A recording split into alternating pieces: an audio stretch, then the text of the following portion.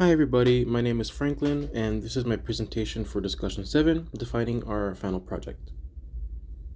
To begin, for the final project, I plan to use maps to highlight the issue of flooding and sea level rise in the municipal parts of Miami-Dade County. I also plan to assess the qualitative perceptions of these hazards. My two western maps will consist of a map of flood zone types in Miami-Dade County, as defined by the Federal Emergency Management Agency, or FEMA, and a map of the population density per United States Census tract within the county. My non-Western map will consist of a cognitive map highlighting the qualitative perspective of sea level rise and flooding. In the past, I had researched a countermapping project that used cognitive mapping to document migrant experiences. The maps produced from this project were made by migrants making their way from Central America through Mexico to get to the United States. Contrary to the quantitative information provided by state maps about migrants, these cognitive maps reveal the, quote, diverse, arduous, and physically demanding nature of these migrants' journeys. Cognitive maps can serve as a powerful tool that places the individual perspective into the spotlight. The trade-off is losing the bigger picture of a situation, but this can be overcome by supplementing a cognitive map with something like a choropleth map. As for my project, I will be taking a look at flooding and sea level rise as environmental hazards to Miami-Dade County. As of projections made in 2022, the global mean sea level is expected to rise about 2 feet by 2100. Whether this is caused by anthropogenic activity or not, a distinct increase in the GMSL has been an active area of study. While changes in regional sea level may vary, sea level rise overall amplifies, quote, the impacts of storm surge, high tides, coastal erosion, and wetland loss. All of these factors contribute to flooding in low-lying areas such as Miami-Dade County.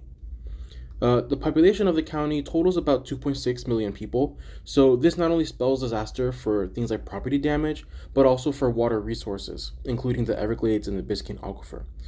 All of Miami-Dade County relies on drinking water, and we get our drinking water from the Biscayne Aquifer, which is supplied by the Everglades. So saltwater intrusion from storm surges and sea level rise can have a great impact on the population. The question is, where in the county will the impact be worst, and are people aware of these hazards? So for the project, I'll be using information from the United States Census. There is population data for each census tract available from ArcGIS Online. By dividing the population for each tract by its area, I can standardize a value for population density and use that to support my findings. I plan to use the natural breaks method to classify the data. I believe this method will best account for the large population density differences between different areas of the county, such as comparing downtown Miami to the Redlands. I will also be creating a map displaying the FEMA flood zone types for municipal Miami-Dade County. FEMA defines a 100-year floodplain as having at least a 1% chance of being flooded annually. In the municipal areas of Miami-Dade, which excludes the areas such as open seawater and Everglades National Park, there are 4 flood zone types, and only one type, type X, is not defined as a 100-year floodplain.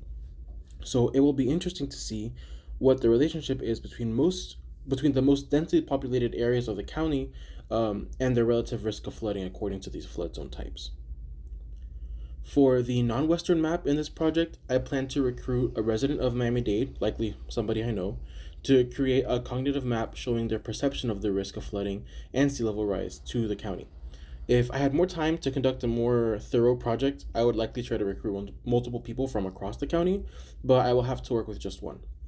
This limits how applicable the qualitative perspective will be, but will provide more important information, such as trying to compare the perception of the risk of flooding to different areas of the county with the actual numerical data.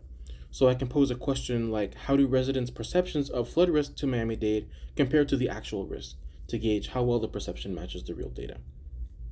And that about sums up my project. Thank you very much.